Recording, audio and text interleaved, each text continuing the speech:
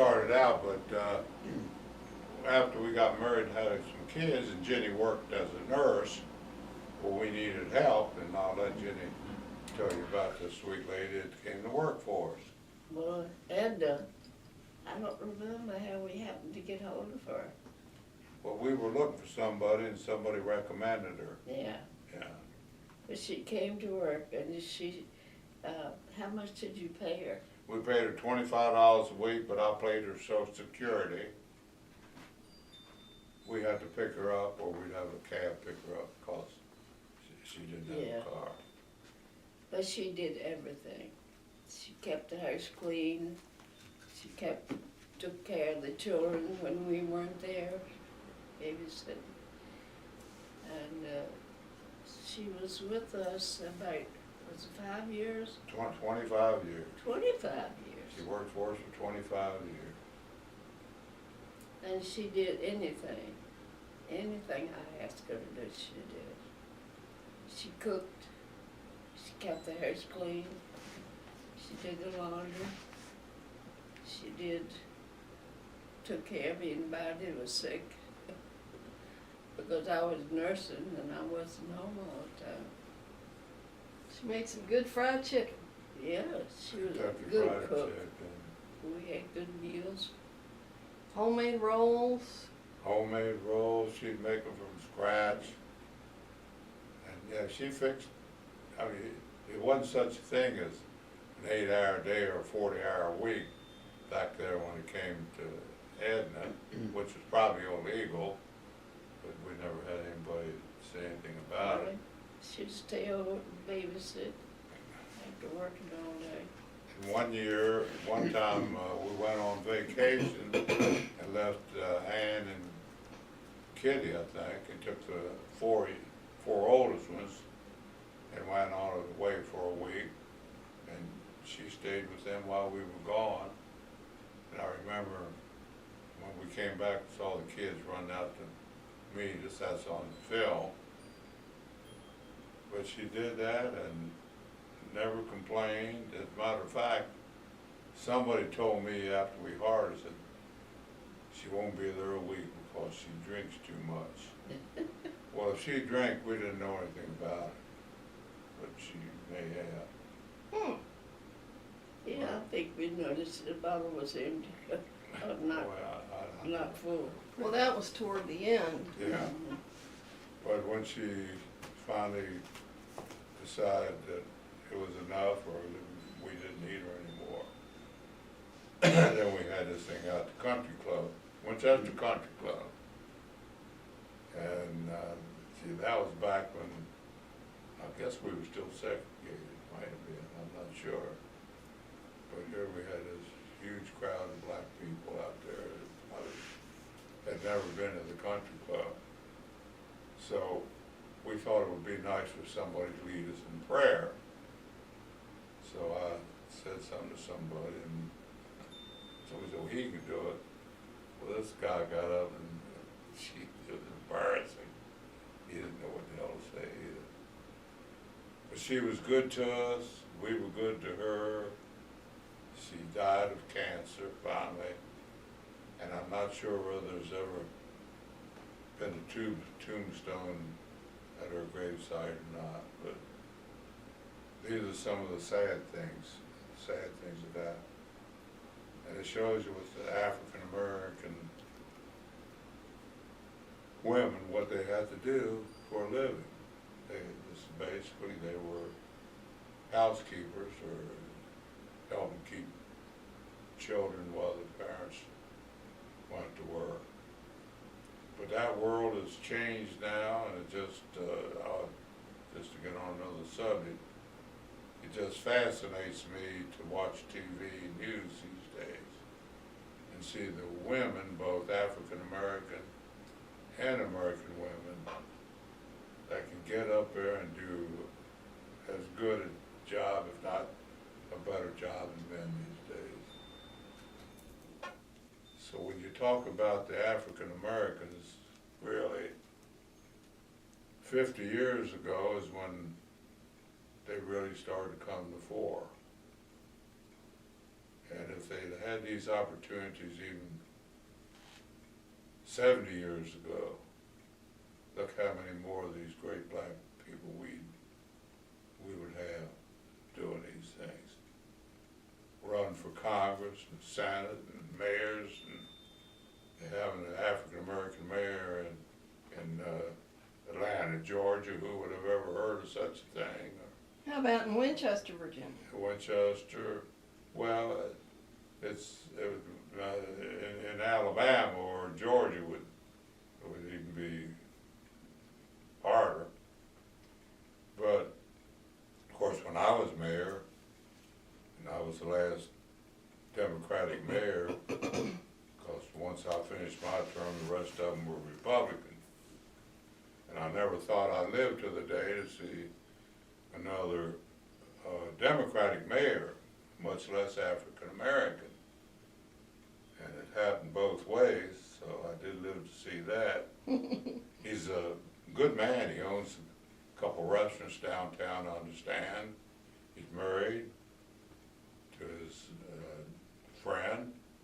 They have 4 children, I understand, that they have 4 children. Somebody told me that. I forget who it was. I didn't know that. And, You mean he's married to his friend? Is he gay? yeah. I didn't know that. But he's doing a really good job. He doesn't take any crap off of anybody, especially the new city manager. So I've lived to see that, and that makes me real happy.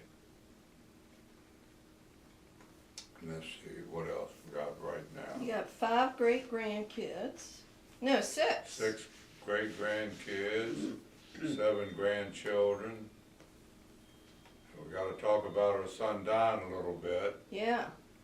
Don happens to be gay, and we found that out.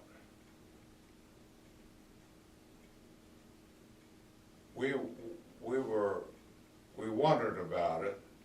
As a matter of fact, I wrote a letter to Jay, and that's when Don was living in his old apartment, I think, in D.C.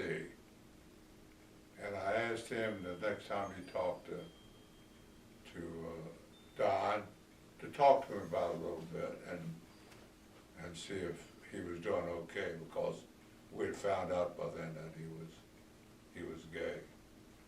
And Jay said he was doing fine, doing his job, and everything else was fine. But then when he decided to adopt these 2 boys from Ukraine, it was a real shock to me, I know, and I'm sure to everybody else, but these 2 boys had come over with a group of people. They brought them over to the United States to visit and see museums and stuff, I assume, but then they would have been 5 and 7 back then when they came over. And the lady in charge knew Don. This is a story that Don tells. And she called him and told him about it and wanted to know if he'd be willing to keep one of his children for 2 weeks, I think it was. He said, yeah, I do that. The Russian kids, of course, he couldn't speak Russian. They couldn't speak English. So she said, well, as a matter of fact, we have brothers. Would you do that? Okay. So he kept them for 2 weeks, and they got along. Of course, they were gone most of the day, anyhow, doing these trips. And they just seemed to click. And he decided that he wanted to adopt them. So he started through the process, and he went to classes and to learn to speak Russian. And then they finally said, okay, it's about a year later, you can come over and go through the process. So he asked Jenny and I if we wanted to go with him. God. But Dad, didn't Russ Potts help you with some of the red tape and all Yes, that? he did. Yes, he did. In order to make sure they got their passports and everything lined up. He made sure that when they got here, everything would be okay. So, Don said, Dad, we're gonna need $20,000. He said, I've got 10, can you put up 10,000? I said, yeah. So we had these belts that we put on, we each had $10,000 apiece when we flew over to Rush. And they had all these things planned ahead of time. When we landed, I forget where we landed, somewhere in Ukraine. And we got off the airport and we put our bags on these carts. And then we saw this guy with our name on it. Didn't spell it exactly right, but we knew, and he came up, follow me. So we went up to this one gate, this guy in a uniform was there. And I saw this guy hand him a package. And we went on, we didn't even go through customs. Went right on through. Never did go through customs. And then they put us in this van and took us to the apartment where we were going to stay in Kiev. It was, well, they had an elevator, but most of the time it didn't work. So it was a 2-bedroom and a bathroom, small kitchen, and a little balcony where we could go out and read or whatever we wanted to do. So Jenny and I had this big old bed in the one room, and then Don slept in the other room with the boys. And one day, it was time for him to take a shower, and Don had to go somewhere. So we decided to put both of them in the tub with a shower. And they started fighting with each other. It was a mess. So we never did that again. And of course, we couldn't speak Russian. They couldn't speak English. And it was really a circus. And then Don had to go to these different meetings with the different people. So we were left alone with them a lot. So there was a little park up above from where he lived, and we used to walk up there and let them play around, and then they'd had these all kinds of art shows. I mean, beautiful pictures that they were selling for $5, $6. I mean, really nice, and all kinds of little different things. So we got along pretty good with the boys. Sometimes we really had to fuss at them. And it just happened that there was another couple there with their 2 children, missionaries, and they were adopting 3 more. And when they knew that Don had to go somewhere, and they could speak Russian, they would pick the 2 boys up and take them with them to a park or something like that and give us a reprieve. And then we'd go down to the grocery store, and we'd have Russian money. We had changed it to Russian money, and then we'd pick up what we needed, and then we'd hold out our money, how much do you need? And they would take it and bring it back. So we had breakfast in the room most of the time, sometimes lunch. But for dinner, we usually went out somewhere. There was one restaurant close by that sold American stuff. And they loved to go to McDonald's. We did that. So we went through that whole procedure, and somebody said, well, you could be over there 6 weeks, 4 to 6 weeks. So Don had to go to these meetings when they talked to us, Judge talked to us, they talked to Don, talked to the boys. And finally one day he said, you're all set. Everything's in order. You're ready to go.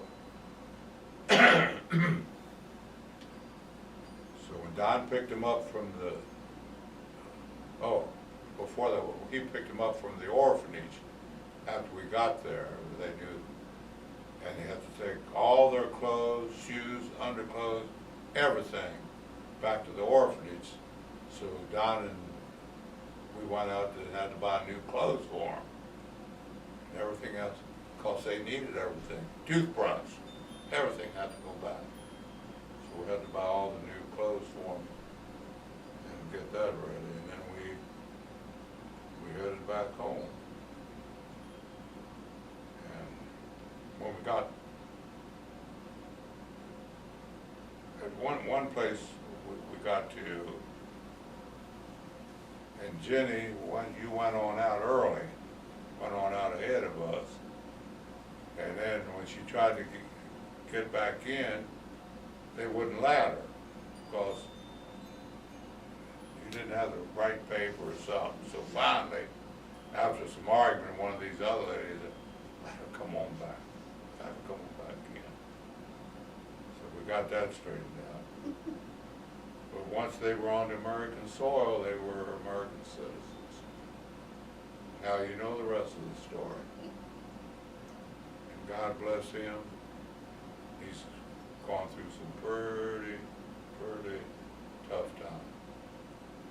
But he's not at nothing they're going to be able to do. They're lucky boys. I hope one day they appreciate what Donnie has done for them. Well, I think they will. Yeah. These One kids, of them's married. we Got have a little another baby. great-grandson called Charles. Charlie. Huh? He's Charlie. He's Charlie? Oh, I thought it was Charles. Charlie and Charlie. Okay. Yep.